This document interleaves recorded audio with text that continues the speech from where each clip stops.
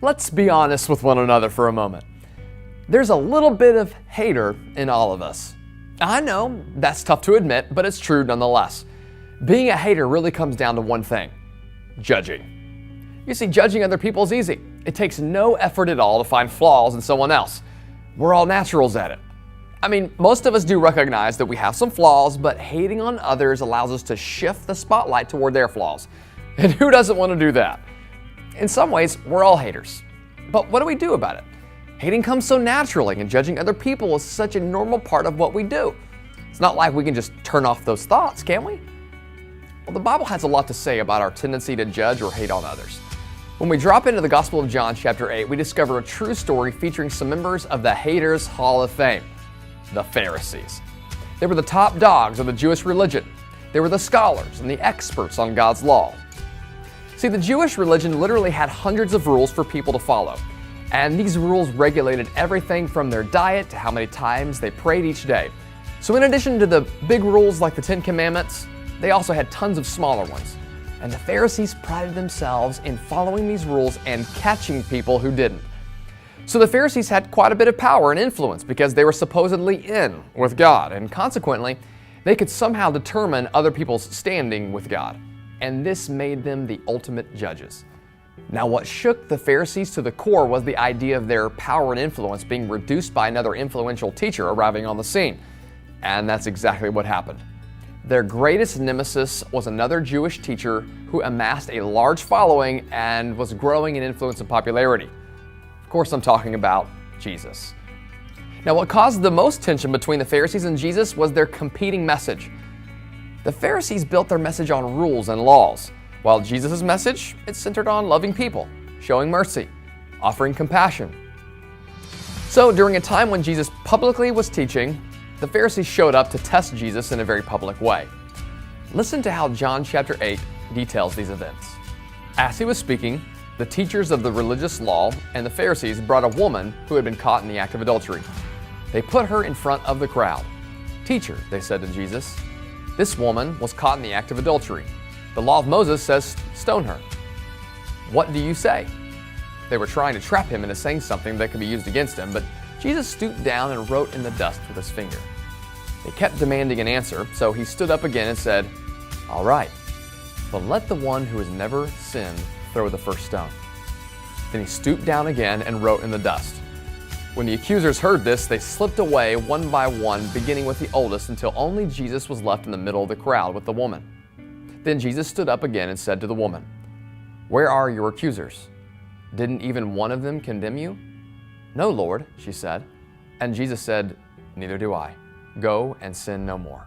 So, the Pharisees brought a woman to Jesus who had committed adultery, and they were exploiting this woman in an attempt to trap Jesus. Would Jesus punish the woman and go against his growing reputation of compassion and grace? Or would he devalue the law that came from God himself in order to save this woman? It seemed like the perfect plan, because either way, Jesus wouldn't come out looking so well. So what did Jesus say? Nothing. Instead of crafting and articulating a scholarly and well-formulated response, Jesus bent down and drew in the dirt. It's not exactly the response you'd expect from this amazing teacher. So what was Jesus up to? No one can be for sure, but I would suspect that Jesus may have written the actual sins of the Pharisees in the dirt so as to send a pretty strong signal that they themselves were just as sinful as the woman they were prepared to stone for her indiscretions. After Jesus draws in the dirt, Jesus has a total mic drop moment because Jesus put the question back on the Pharisees. It was a genius move. In other words, he was saying, "I totally respect the law. I'm all for it. So whoever wants to be the first one to throw a stone, go right ahead, so long as you've never sinned." So between Jesus drawing in the dirt and him formulating that genius response, the Pharisees dropped their stones and slipped away with their egos and pride deflated. Then Jesus said to the woman, "Who is here that remains to judge you?" And she says, "No one, Lord." Then Jesus responded, "Well, then neither do I. Go and sin no more." The thing that makes this moment so powerful is that the only perfect one in this situation, the only one without sin, the only one truly qualified to be a judge, did not judge her. Now don't miss this. What this woman did was wrong. But even then, Jesus didn't judge her. He offered her something else, grace. He offered her a chance that she didn't deserve. And thousands of years later, many people still have a tendency to think like Pharisees. We want to judge. We want to feel superior. We want to feel better about our own issues. It comes naturally. Today, like the Pharisees, we still carry stones ready to lob at anyone who we deem worthy of judgment. Our stones just look a little bit different. It might be an eye roll. It might be a text. It might be the silent treatment. It might be gossip disguised as a prayer request. But no matter what our weapon looks like, Jesus' words are as true and important today as they were back then. Let the one who has never sinned throw the first stone.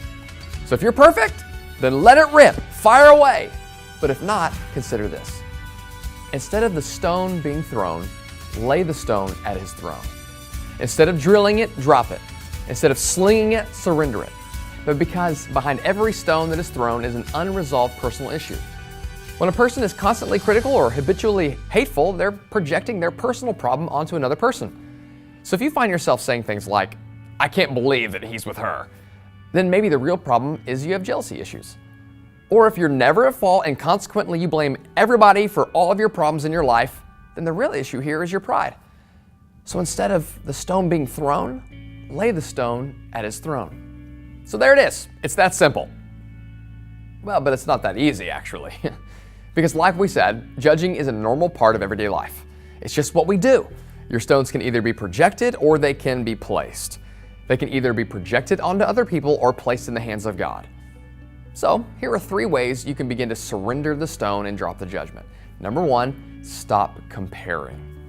Stop measuring sin and deciding which sins are worse than others. For example, your gossiping isn't better than what she did with her boyfriend, which isn't worse than the lie you told your mom, which isn't better than what he posted on Instagram, which isn't worse than you cheating on that test, which isn't any better than the mean text that she sent. So stop comparing.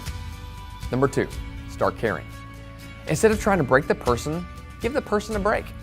Give people some grace. The guy who parties all weekend, he has a story. The girl who throws shade on her fake Instagram account, she has a story too. The guy who cheated on the calculus test, he has a story. The people around you didn't just magically appear at your school, they all have a backstory. And that story dramatically affects why they act the way they do. Here's what's true. You have no idea what their story is. And even if you think you do, we don't. Number 3, self-critique. Spend less time focusing on other people's issues and spend more time focusing on your own. Take some baby steps in the right direction. Because here's the thing, we can't change people by judging them.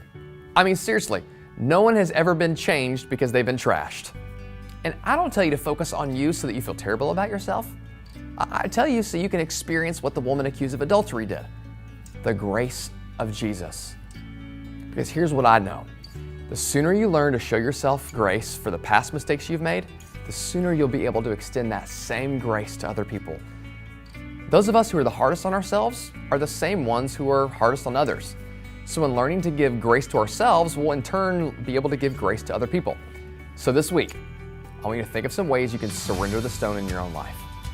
Rather than ripping the rock, release the rock. Whether you're hating on others with your words, action, or text, look for ways to dial down the judgment. And I think you'll find that people really respond to grace, and mercy, and compassion, just like you and I do. It's what makes Jesus so appealing, simply loving people. And while it's not easy, it's worth it. So instead of the stone being thrown, lay the stone at his throne.